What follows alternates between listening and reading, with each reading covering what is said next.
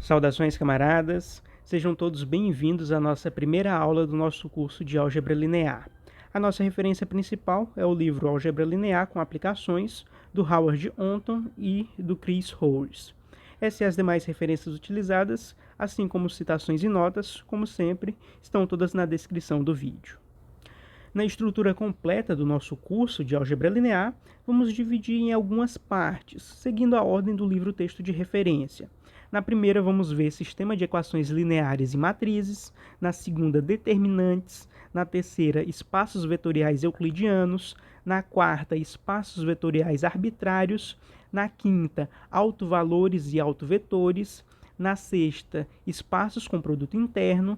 Na sétima, diagonalização e formas quadráticas. Na oitava, transformações lineares. Na nona, métodos numéricos. E, por fim, aplicações de álgebra linear, na 10ª parte. Na aula de hoje, a gente vai iniciar a primeira parte do curso, intitulada Sistema de Equações Lineares e Matrizes, em que vamos estudar Introdução ao Sistema de Equações Lineares, vendo equações lineares, sistemas lineares em duas e três incógnitas e matrizes aumentadas e operações elementares com linhas. Também vamos ver no decorrer do nosso curso, nessa primeira parte, eliminação gaussiana, matrizes e operações matriciais, matrizes inversas e propriedades algébricas das matrizes, matrizes elementares e um método para encontrar a matriz inversa, mais sobre sistemas lineares e matrizes invertíveis, matrizes diagonais, triangulares e simétricas, aplicações de sistemas lineares e modelos econômicos de Leontief. Na aula de hoje a gente vai estudar equações lineares. Pois bem, considerando um plano cartesiano com duas dimensões, em que temos o eixo horizontal x e o eixo vertical y, sendo o eixo x o eixo das abscissas e o eixo y o eixo das ordenadas. Podemos representar as coordenadas retangulares através da equação no formato ax mais by é igual a c, tal que a e b não são todos iguais a zero, e x e y são as variáveis.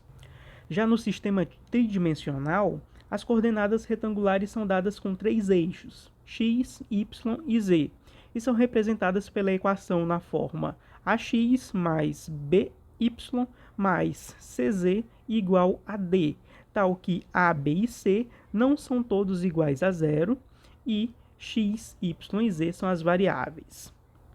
Ambos os formatos, tanto considerando o sistema bidimensional com duas variáveis x e y, quanto o sistema tridimensional com três variáveis x, y e z, são equações lineares.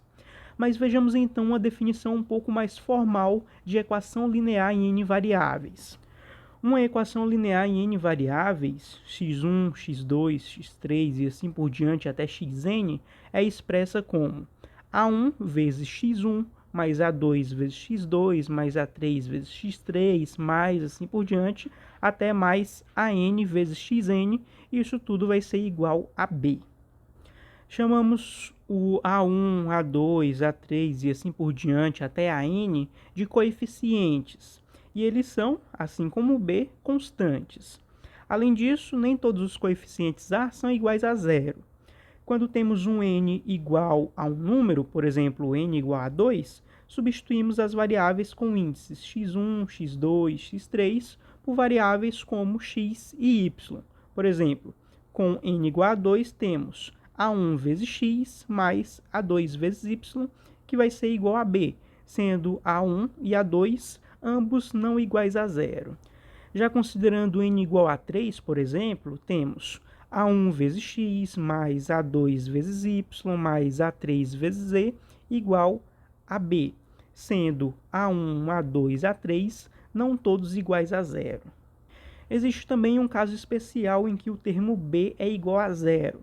Nesse caso, temos que a1x1 mais a2x2 mais assim por diante até mais anxn é igual a zero.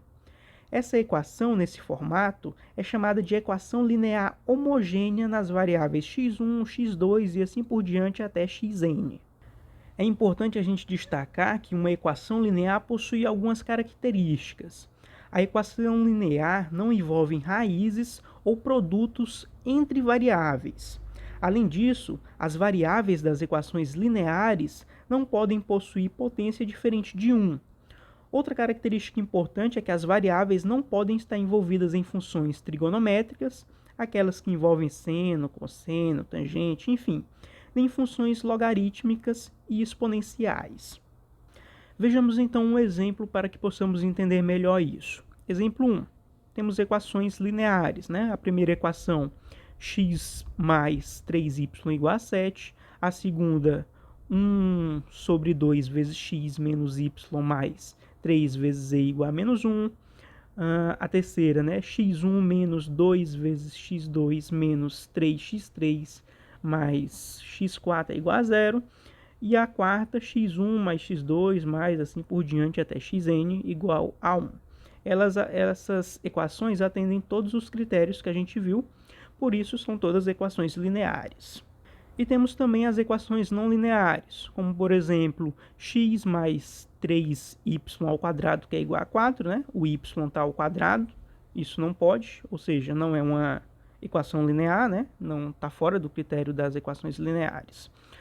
Segundo, seno de x mais y igual a 0, né? A variável x está envolvida em uma função trigonométrica, portanto, não é uma equação linear. Terceira, 3x mais 2y menos x vezes y igual a 5.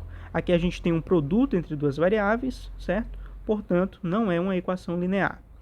E, por último, né, raiz de x, 1, mais 2 vezes x2 mais x3 igual a 1. Como a gente tem a raiz aqui na variável x1, também não se trata de uma equação linear. É, então, uma equação não linear. Outra noção importante é a de sistema de equações lineares. Chamamos de sistema de equações lineares, ou só sistema linear mesmo, um conjunto finito de equações lineares. Chamamos de incógnitas as variáveis presentes nas equações desses sistemas. Vejamos então os sistemas lineares 5 e 6. No sistema linear 5, temos as variáveis, ou incógnitas, x e o y. Já no sistema 6, temos as variáveis, ou incógnitas, x1, x2 e x3. Temos também um sistema linear arbitrário de m equações nas n incógnitas, x1, x2, x3 e assim por diante até xn.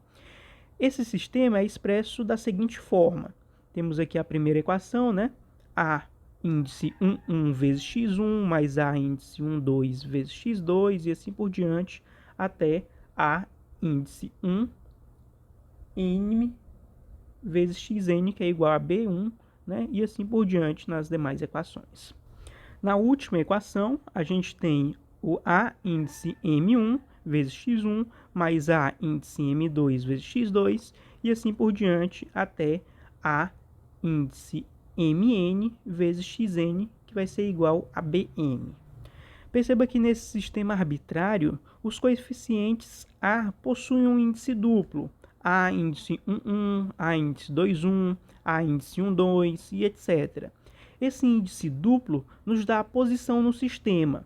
O primeiro índice diz respeito à equação em que o coeficiente está presente. Já o segundo índice diz respeito a qual incógnita ou variáveis o coeficiente está sendo multiplicado. Ou seja, no coeficiente A, índice 1, 2, nos diz que o coeficiente está na primeira equação do sistema e está multiplicando a segunda incógnita, que é x2.